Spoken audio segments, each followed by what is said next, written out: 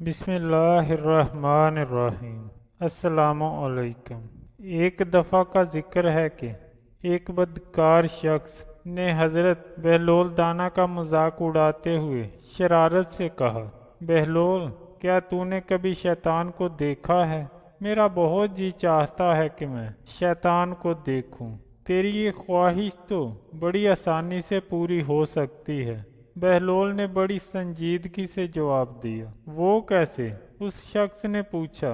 تیرے گھر میں آئینہ تو ہوگا، اگر نہیں تو صاف پانی میں دیکھ لینا، تجھے شیطان کی زیارت ہو جائے گی۔ اس شخص کو بھاگتے ہی بن پڑی۔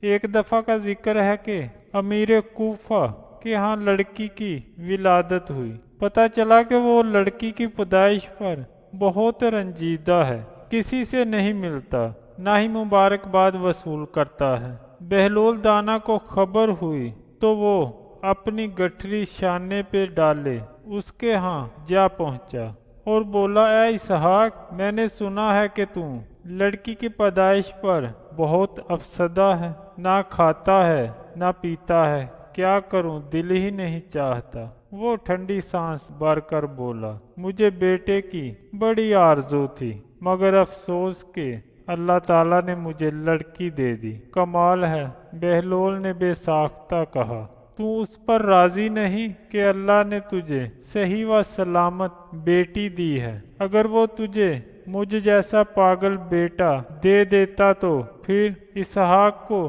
اس کی بے ساختی پر ہنسی آ گئی، لیکن وہ اس کی تہ میں چھپی ہوئی حکمت کو جان گیا اور خدا کا شکر بجا لایا، اپنے شوق کو توڑا اور لوگوں کو اجازت دی کہ وہ اس کے پاس آئیں تبریک پیش کرنے کے لیے۔ ایک اور روایت میں ہے کہ بہلول اپنی دیوانگی کے باوجود نماز کے وقت مسجد میں پہنچ جاتا تھا۔ ایک روز ابھی اس نے جوتے نہیں اتارے تھے کہ اس نے ایک شخص کو دیکھا کہ وہ اس کی طاق میں ہے کہ اس کے جوتے چرا سکے۔ بہلول بہت دیر سے انتظار کر رہا تھا کہ وہ شخص ادھر ادھر ہو تو وہ اپنے جوتے اتار کر نماز میں شامل ہو، مگر وہ نہیں ہلا اور نماز کے لیے صفیں درست ہو گئیں۔ بہلول نے آؤ دیکھا نہ تاؤ دوڑ کر آگے بڑھا اور جوتوں سمیت ہی نماز کے لیے کھڑا ہو گیا۔ اس شخص نے مایوس ہو کر